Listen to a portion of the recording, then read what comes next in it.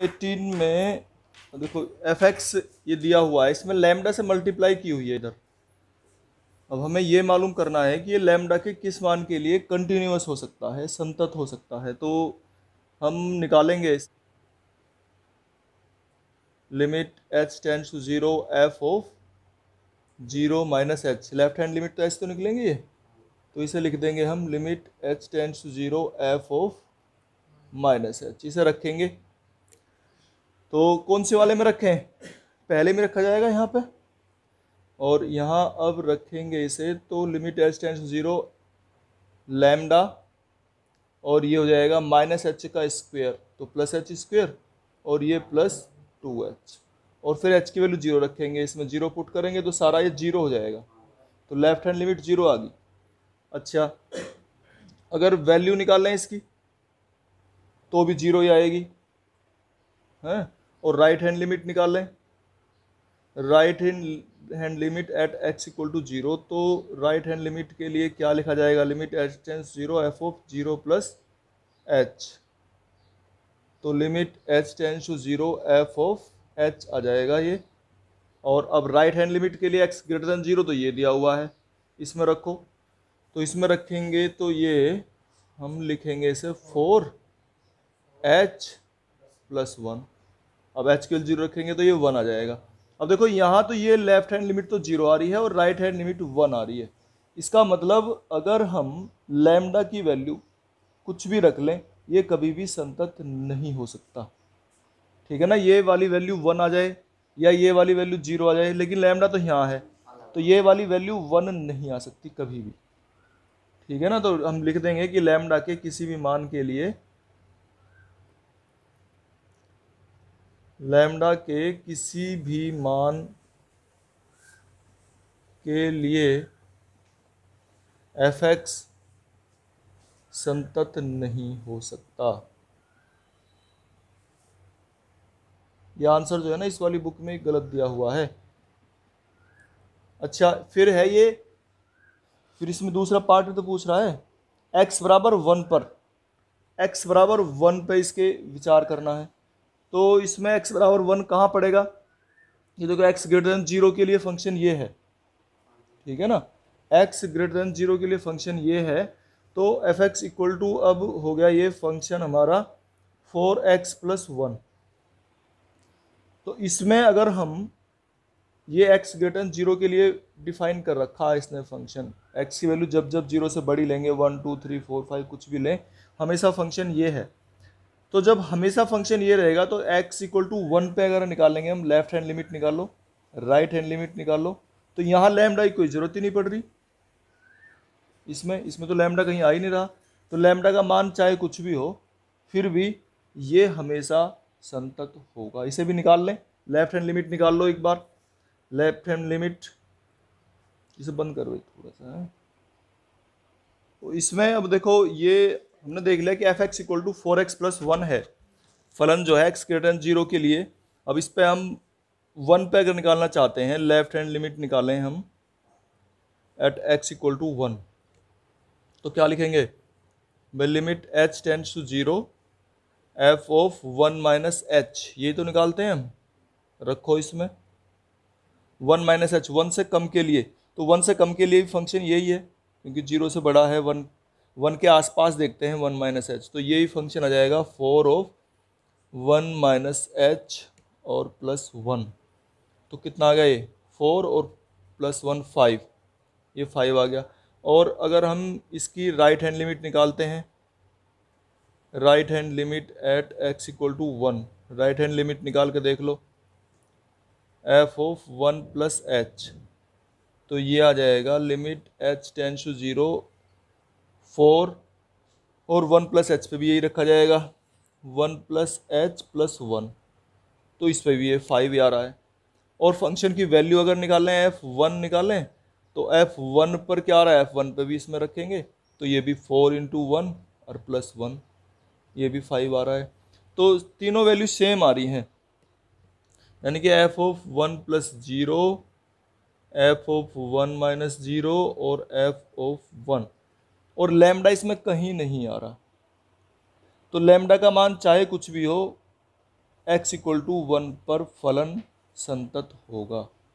ठीक है ना। लैम्डा के प्रत्येक मान के लिए ऐसे भी लिख दो, चाहे लैम्डा के प्रत्येक मान के लिए फलन x बराबर 1 पर संतत होगा। तो इस तरीके से हम इसे दिखा देंगे। इक्वल टू ये दिया हुआ है इसमें फंक्शन, ये जी एक्स इक्वल टू है, चलो एक ही बात है, उससे तो कोई दिक्कत नहीं। अच्छा, ये जो फंक्शन है ना, ये हमें पहचानना आना चाहिए क्या है। ये ग्रेटेस्ट इंटीजर फंक्शन होता है। ग्रेटेस्ट इंटीजर फंक्शन ये इस तरह से लिखा है। ग्रेटेस्ट इंटीजर फंक्शन का क्या मीनिंग है, देखो अगर हमने मान लिया ये लिखा ना कि 1.01, तो इसका मीनिंग है 1। 1.56 लिखा, कुछ भी लिखा मतलब, तो भी इसकी वैल्यू 1। 1.90 या 98 या 97, हमेशा जो इंटीजर है पॉइंट के ऊपर जो नंबर है वो नंबर लिया जाना है। इसका मतलब ये होता है। ये ग्रेटेस्ट इंटीजर फंक्शन नाम है इसका। हिंदी में क्या कहेंगे, महत्तम पूर्णांक फलन, अधिकतम पूर्णांक फलन है ये, है ना। इसने भी लिख रखा है, ये महत्तम पूर्णांक निरूपित करता है। तो ये जो महत्तम पूर्णांक है उसको निरूपित करता है। अगर मान लिया हमने लिखा 0.56, तो इसका मीनिंग है 0। जो इसका पूर्णांक है वो लिखा जाता है। ये ग्रेटेस्ट इंटीजर फंक्शन है। अच्छा, अब जैसे इसे हम डिफाइन करते हैं तो इसमें थोड़ा ध्यान से देखने की जरूरत है। जी एक्स इक्वल टू ये लिखा है हमारा, तो ये देखिए इसमें x, अगर हम मान लिया x की वैल्यू 0 और 1 के बीच में ले रहे हैं, ठीक है, 0 और 1 के बीच में ले रहे हैं, इसे डिफाइन करना पड़ेगा फंक्शन को हमें पूरा। तो अगर x की वैल्यू 0 और 1 के बीच में ले रहे हैं, इसमें हम यहाँ रखते हैं x की वैल्यू 0 और 1 के बीच में। जैसे मान लिया हमने कुछ भी 0 और 1 के बीच में 0.5, 0.2, 0.8 कुछ भी रखी, तो इसकी वैल्यू क्या आएगी, 0। तो फंक्शन जो है जो हम ले रहे हैं वही आएगी value.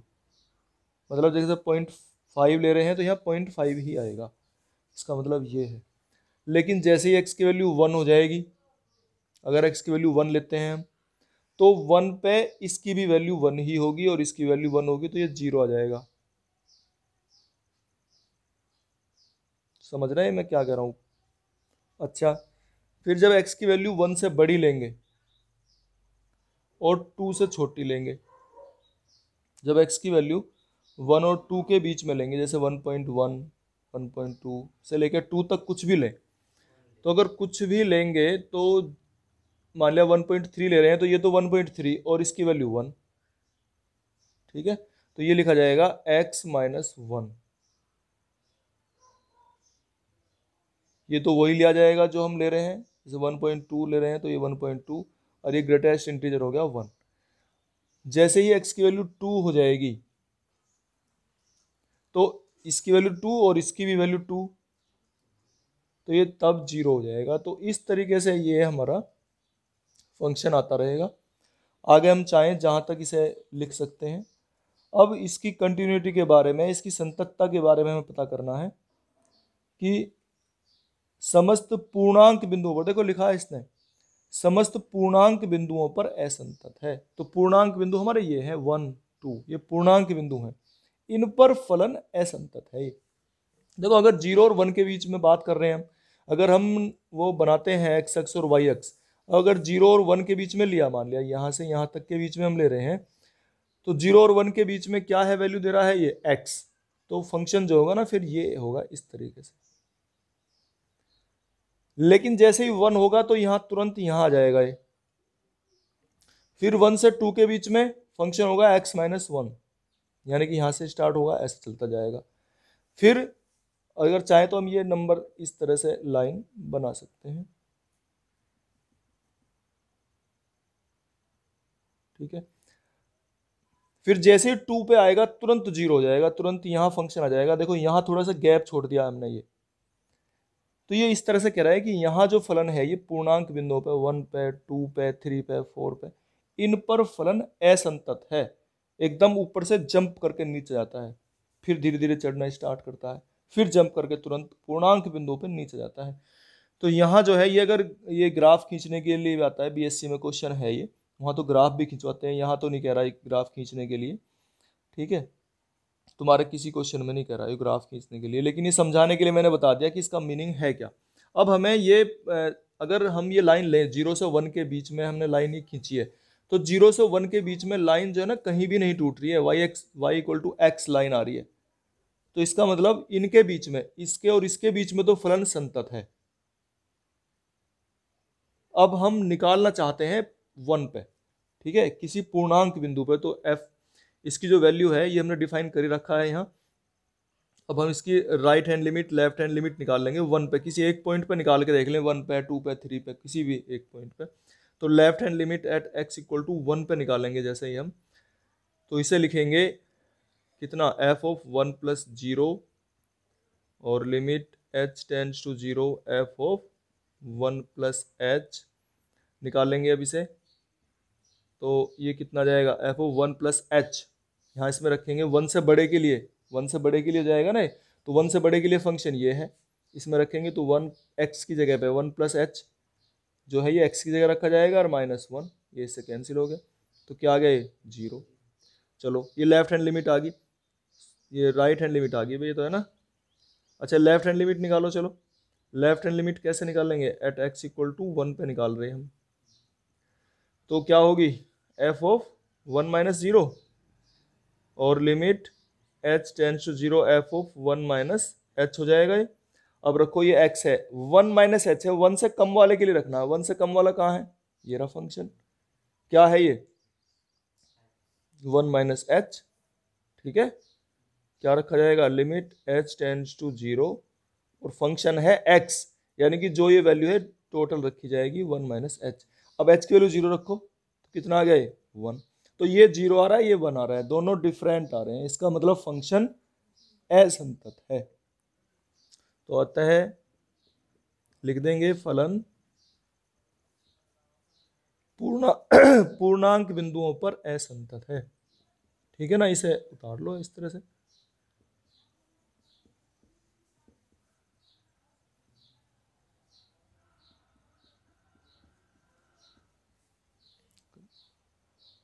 To sine x plus cos x, और हमें फाइंड करना है कि ये फलन, देखो इसने पॉइंट वगैरह कुछ नहीं दिया, ठीक है, तो जब पॉइंट नहीं दिया तो फिर हम कैसे निकाल रहे हैं, तो कोई भी पॉइंट ले लेते हैं फिर हम, x equal to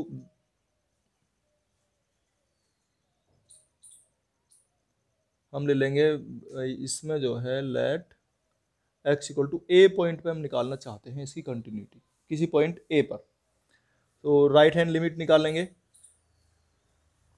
eight x equal to a। तो राइट हैंड लिमिट के लिए क्या करेंगे हम, a प्लस 0 और limit h tends to 0 f of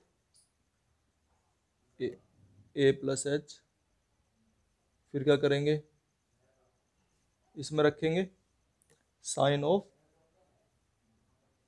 a plus h और plus cos a plus h। अब यहाँ पर h की वैल्यू रख देंगे हम 0, जब h की वैल्यू 0 रखेंगे तो ये क्या आ जाएगा निकल के, sine a plus cos a। इसी तरह से लेफ्ट हैंड लिमिट निकालेंगे हम at x equal to a पर, लेफ्ट हैंड लिमिट निकाल लेंगे, f ऑफ a माइनस 0 और limit h tends to 0 f of a minus h। अब कैसे करेंगे, limit h tends to 0 f of a minus h इसे रखेंगे, ये x है, x की जगह पे इसे रिप्लेस करेंगे तो ये आएगा साइन a माइनस h और plus cos a minus h। अब क्या करोगे बताओ भाई, h इक्वल टू 0 रखेंगे तो फिर भी ये इतना ही आएगा, साइन ए प्लस कोस ए। और x इक्वल टू ए पर वैल्यू अगर निकालना चाहते हैं तो एफ ए लिखेंगे, और एफ ए पर भी वैल्यू साइन ए प्लस कोस ए आ जाएगी। तो तीनों वैल्यू सेम आ रही हैं। तो हमने ए लिया है कि जगह, कुछ तुम और पॉइंट रख के इस तरह से निकाल सकते हैं। तो किसी भी पॉइंट पर अगर हम निकालते हैं वैल्यू तो तीनों वैल्यू सेम आ रही हैं। यानी कि एफ ऑफ, देखो इसे ऐसे भी लिख दें राइट हैंड लिमिट को, f of a plus zero equal to f a minus zero और इक्वल टू एफ ए, अतः फलन संतत है, हैंस फंक्शन। तो इसी तरीके से इसके सारे निकलेंगे पार्ट्स। अब देखो करके,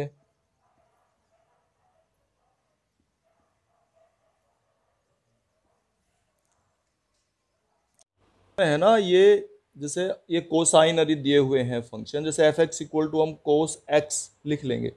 इसमें किसी भी पॉइंट पे निकालना है हमें। जब अगर पॉइंट ना दिया हो तो कोई पॉइंट ए ले लो, कि माना कोई बिंदु जो है जिस पे हमें इसकी सांतत्यता की जांच करनी है, माना कोई बिंदु ए है, ठीक है ना। इस बिंदु ए पे निकाल लो इसका left hand limit right hand limit. तो ये कोस एक्स है, कोट सारे दिए हुए हैं, तो सारों का ऐसे ही लिखो, f x equal to cos x, f x equal to cot x, tan x, ऐसे लिख के, ठीक है ना। ए पे निकाल लो बस, किसी पॉइंट ए पे। अच्छा 22वां हो गया, 24वां बताइए क्या है। 24वां बोल रहे थे, 24वां करते हैं, ठीक है। 24वें में दिया हुआ है एफ एक्स इक्वल टू कितना, एक्स स्क्वेयर साइन 1/x और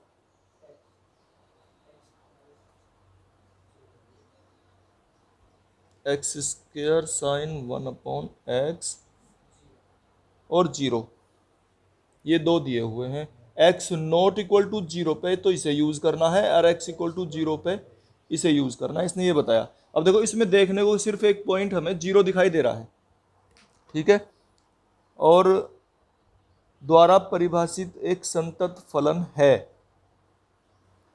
कि ये एक संतत फलन है, कंटिन्यूअस फंक्शन है। तो यहाँ जीरो पे निकाल लो, क्योंकि और किसी पॉइंट पे निकालेंगे तो कोई समस्या नहीं है। किसी और पॉइंट पे से ए पे निकालें तो नॉट इक्वल टू जीरो पे ये फंक्शन यूज करना है। ए पे जब निकालेंगे तो हमेशा ए स्क्वेयर साइन 1/a ये ही आएगा। किसी पॉइंट ए पे इसकी left hand limit right hand limit सारी निकाल लो, और जीरो पे निकालो, क्योंकि जीरो पे ये हो सकता है, जीरो पे यहाँ 1/0 आने पर 1/0 इन्फिनिटी, तो ये इन्फिनिटी हो सकता है ऐसी जगह जाके।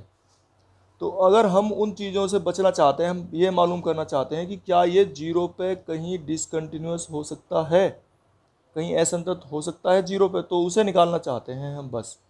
अब निकालो, इसमें लेफ्ट हैंड लिमिट निकालेंगे हम at x equal to zero. तो कैसे निकालते हैं, limit h tends to zero F of zero minus h. तो ये हो जाएगा, हम लिखेंगे limit h tends to zero F of minus h. जब एफ ऑफ माइनस एच लिखेंगे तो यहाँ रखेंगे इसमें, क्योंकि जब ये मान जीरो नहीं है तो ये वाला फंक्शन यूज़ करना है, और जब जीरो है तो ये वाला यूज़ करना है। तो ये तो जीरो है ही नहीं, हम इसमें रखेंगे।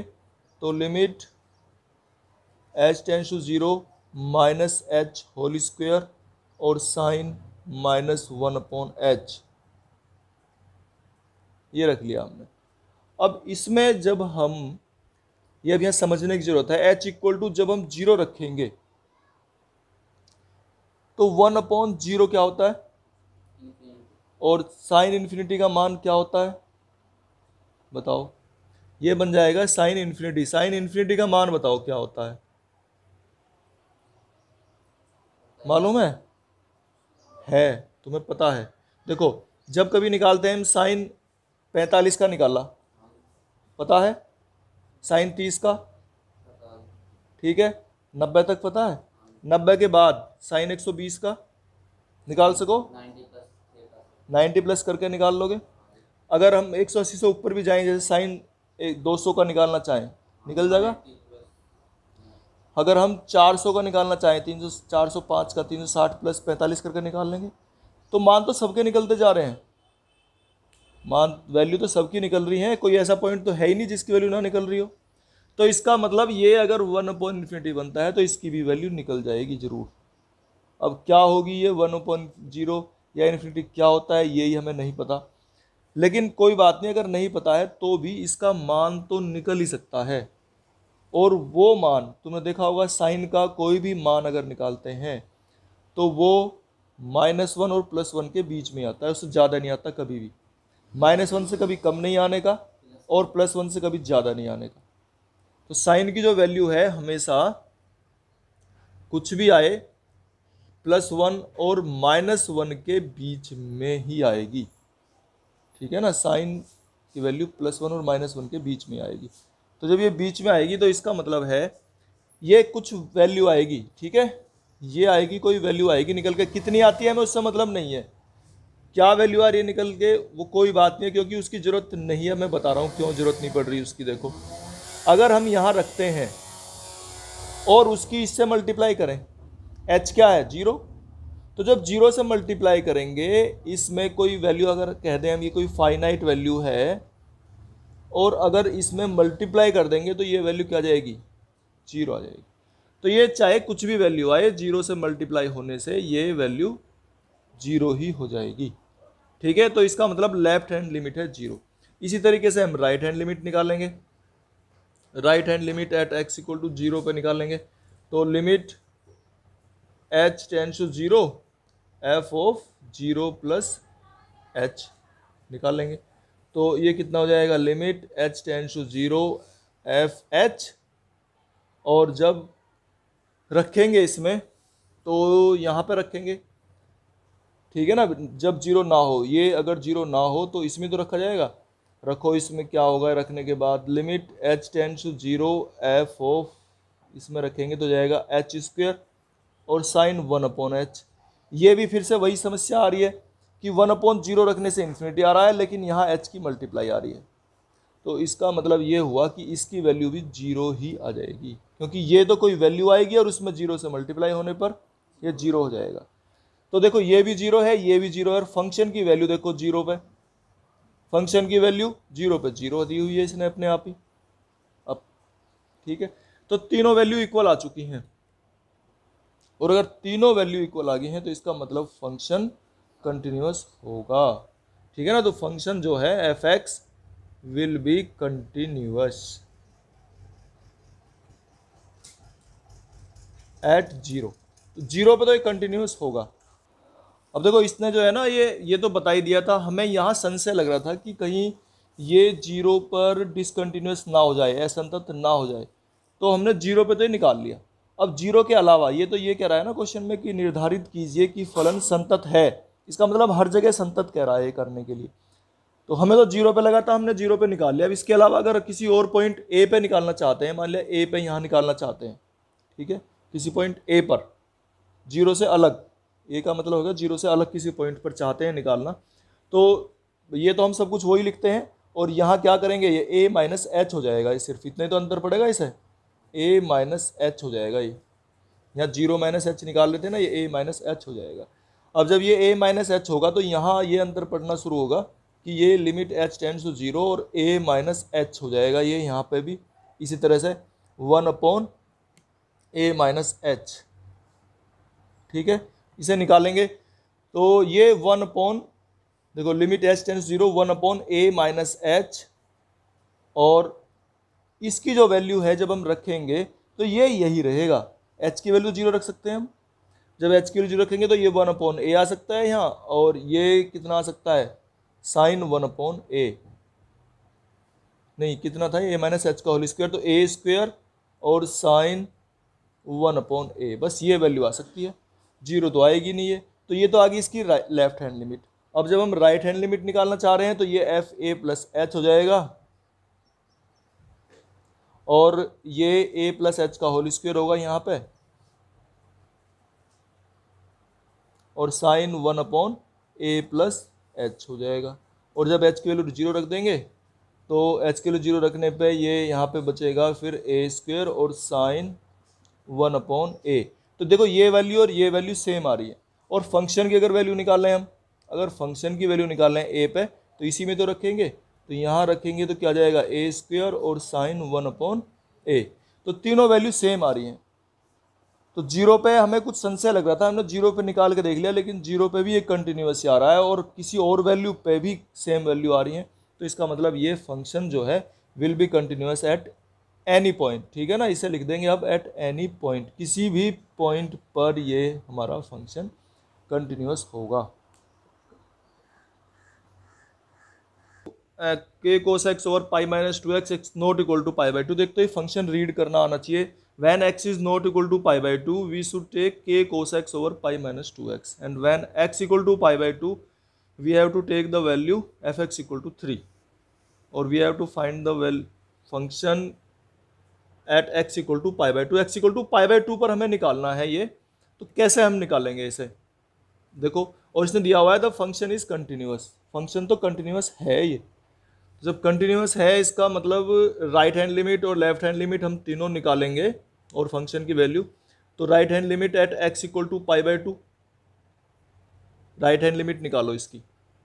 तो क्या निकालेंगे हम भाई, limit h tends to 0 F of pi by 2 plus h, और limit h tends to 0 pi by 2 plus H, ये एक्स की वैल्यू है, ठीक है। रखो इससे, जब एक्स की वैल्यू रखेंगे हम तो क्या होगा ये के कोस,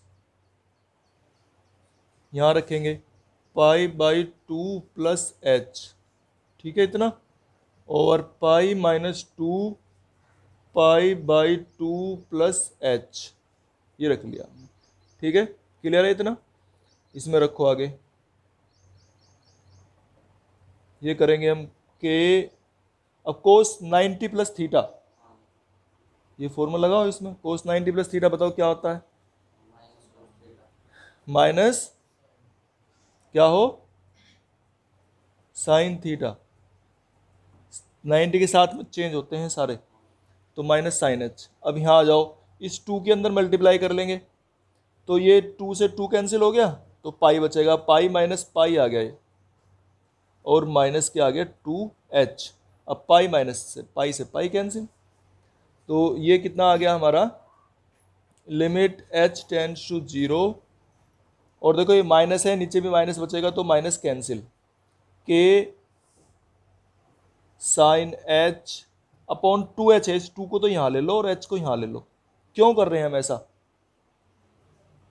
बताओ क्यों कर रहे हैं, क्योंकि ये जो वैल्यू है ये कितनी होती है, साइन h अपॉन h, बताओ किसको मालूम है, limit h tends to 0 sine h upon h, बताओ कितना हो, 1 होता है, 1 होता है, ठीक है ना। तो इसलिए हमने ये अलग कर लिया था, तो ये तो 1 हो गया, और k बाई 2 की इसमें मल्टीप्लाई करेंगे तो ये वैल्यू आ गई k बाई 2, तो इसकी right hand limit k by 2 आ रही है, ठीक है। अब हम लेफ्ट हैंड लिमिट निकाल लेंगे ऐसे ही करके, left hand limit at x equal to pi by 2। तो इसकी लेफ्ट हैंड लिमिट निकालेंगे तो हम क्या लिखेंगे, limit h tends to 0 F of pi by 2 minus H, लिखो इसको। तो limit h tends to 0 F of pi by 2 minus H, इसमें रखेंगे ऐसी, तो K cos pi by 2 minus H over pi minus 2 pi by 2 minus H, रखो इसमें, इधर कर लेते हैं। तो लिमिट कितना आ गया ये, h tends to 0 cos pi by 2 minus h कितना हो गया, बोलो साइन एच, और ये इसे जब खोलेंगे तो ऐसे यहाँ पाई से पाई कट जाएगा और ये प्लस के h आ रहा है, ठीक है ना, और 2 भी आ रहा है साथ में, ठीक है 2 भी आ रहा है। अच्छा, तो अब इसमें रखेंगे तो ये तो कितने जाएगी वैल्यू 1, और ये कितने जाएगी वैल्यू k बाई 2, तो left hand limit right hand limit equal आ रही है। अच्छा, फंक्शन की वैल्यू और निकालेंगे अभी हम, और फंक्शन की वैल्यू अब देखो इसमें हमने ये निकाली थी, राइट हैंड लिमिट आ रही है k by 2, left hand limit आ रही है k बाई 2, और फंक्शन की वैल्यू दी हुई है इसने f ऑफ पाई बाई 2, अगर हम निकालते हैं पाई बाई 2 पर इसकी वैल्यू ये दी हुई है 3।